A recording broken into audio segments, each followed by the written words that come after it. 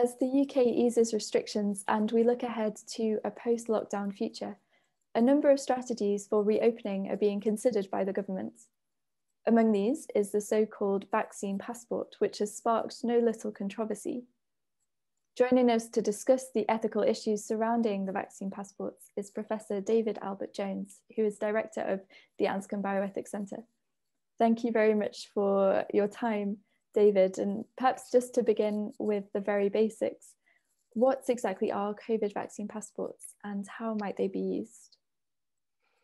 So the idea of a vaccine passport is a popular term, and it's just proof that you have been vaccinated.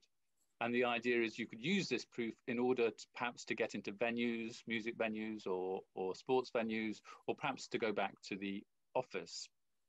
There's been a number of countries that have thought of these kind of schemes, and the present UK government is quite keen on the idea, but they prefer the term COVID status certification.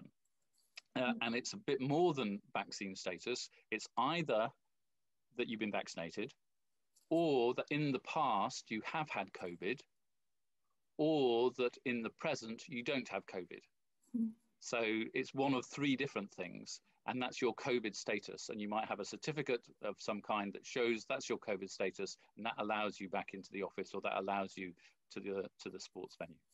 Okay, so it's a slightly broader issue perhaps than the one that's being kind of promoted by the media at the moment. Mm-hmm. Many would argue that these status certifications or vaccine passports are a route to normality and will also serve to keep others safe. However, as we've kind of alluded to, the prospect has sparked some ethical concern among many. Could you kind of help us to tease out some of the ethical issues and perhaps give us some examples? So a key ethical issue is the issue of consent. So vaccines are medicines. And like all medicines, the person who takes the medicine, they get the benefit, but they also might have the side effects and so on. So you need the principle of informed consent is really important in medical ethics. And so there is a problem about requiring someone to take a medicine. Of course, vaccines are also taken not just for your sake, but for the sake of other people.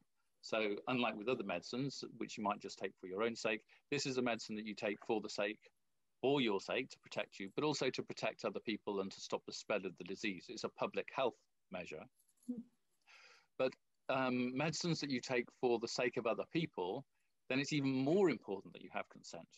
If it's not just for you, but for somebody else, because we don't allow experimenting on people without their consent.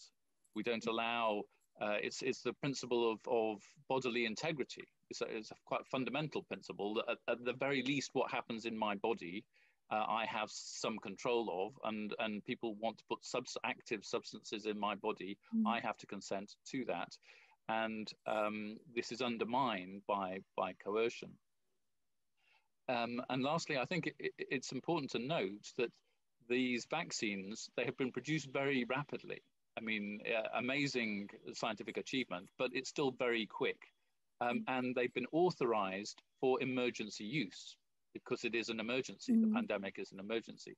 But the emergency use authorization is easier to get than commercial use. So they haven't been through quite as many tests as you would have for a standard off-the-shelf medicine. And that's another reason that if you're going to take it for something which hasn't been through quite so many tests, that might have side effects that we don't really know about yet, then it's important that you have consent, and it's important that consent isn't prejudiced by coercion. No, that's all, yeah, very, very true. It makes me think, though, we sometimes require vaccination for travel, for example, to certain countries, say in South America. What makes this instance different, if at all? So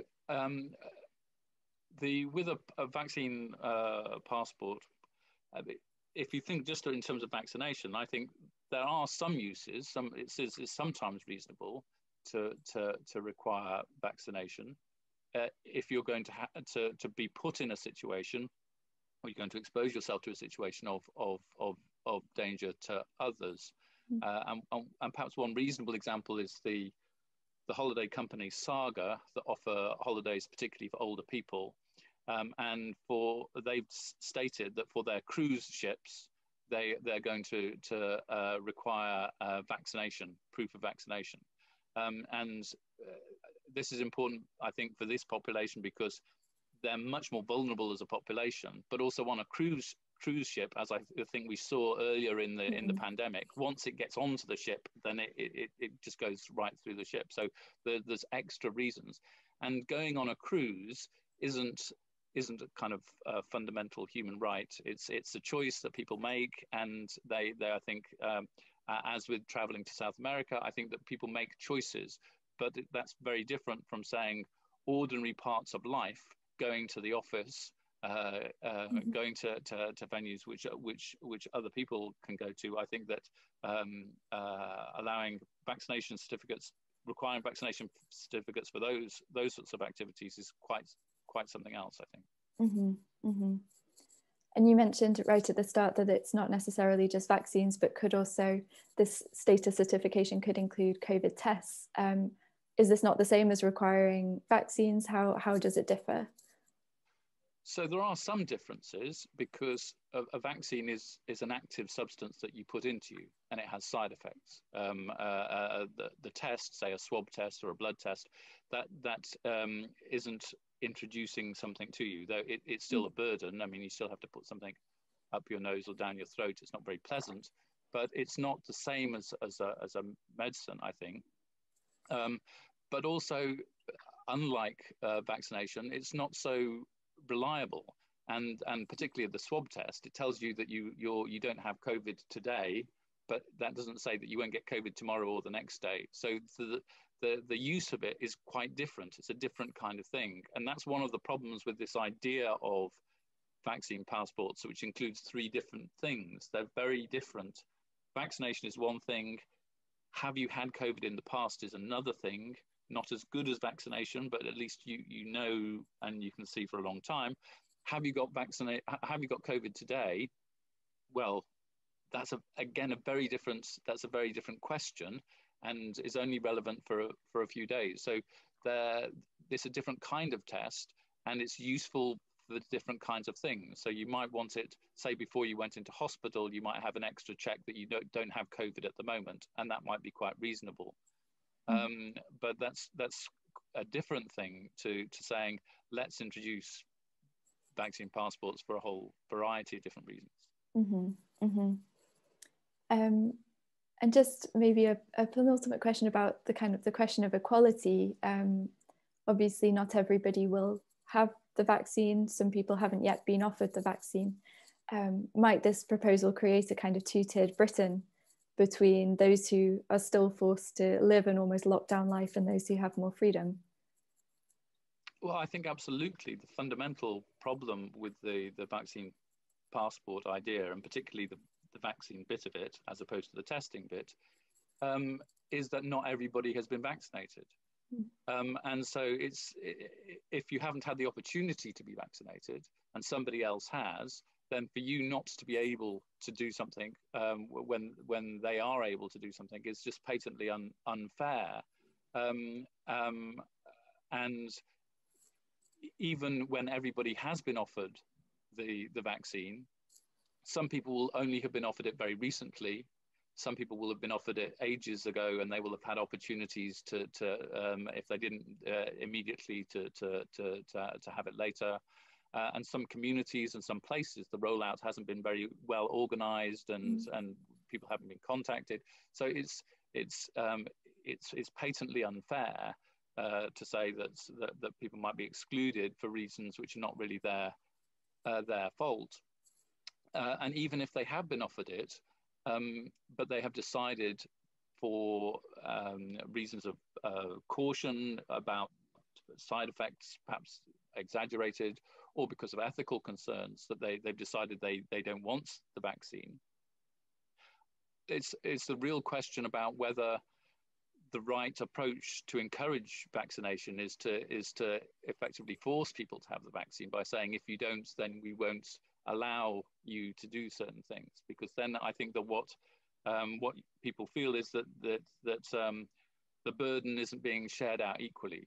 And that's also the case with the swab tests. As I say, swab tests are they're unpleasant things, and if some people allow them and some people don't, it seems that if there are burdens which we're all having to cope with lockdown, and as we come out of lockdown, it's really important that there's a sense of shared solidarity, and there's a sense that as far as possible we don't say, oh, we'll exclude people for this reason. And if you think of the things which it could in theory be used for, it could be used for a music event, well, why not for a wedding, or why not for a religious ceremony? But even to ask that question is immediately to think, well, would you exclude people from the altar? Would you exclude people from a wedding for this kind of reason? I think it's very it's really it's important that we find a way out of lockdown, but a way that, as I say, shares the burdens, so that people have a sense that they move out of it together. Not that some people get to the front of the queue just because they've had the vaccine earlier. Definitely. And then once we kind of reach the point of the vast majority of the population having been vaccinated, might we still have to accept COVID as kind of a risk that we'll have to take, as we take risks anytime we step out of the front door? Well, absolutely. The COVID, like many infectious diseases, COVID is a respiratory disease. It's a bit like flu, more dangerous than flu, but it's a bit like flu. And flu is still with us and has been with us for a long time, despite lots of effort, as the cold has been with us for a long time. If we can reduce the amount of COVID, so that the number of people who get it is smaller, so that there are fewer people going into hospital, and hospitals can cope with it, then I think that we will have to live with it. But at that point, again, the notion of having a vaccine certificate won't be so relevant. So the irony is, when fewer people have been vaccinated, it's really unfair to have vaccine certificates. And when most people has been vaccinated, they're not really, they don't work in the same way, because what you want vaccination for is really to reduce the level in the whole population. And so, I mean, essentially, the idea of a vaccine passport, I mean, somebody came up with this idea and they thought, oh, it will help us to get out of lockdown quickly, and wouldn't that be nice? But it's not a very sensible idea. It's three very different things that don't really work together, each of which might be useful for some things. But if you push it too much, it undermines consent. It fails to respect equality, and ultimately, I think it threatens support for vaccination, and it's therefore threatens the very thing which will help us out of lockdown. Great. Thank you very, very much, David, for all these really helpful responses. If you would like to read more about this issue, do take a look at David's response to the government consultation, which is available on our website and will be also linked below this video. Please do also like and subscribe to the Anscombe Bioethics Centre on Facebook and on YouTube, or sign up to our mailing list to receive updates on all of our events, our publications, and all of our news. And we very much hope to see you very soon. Thank you. And thank you.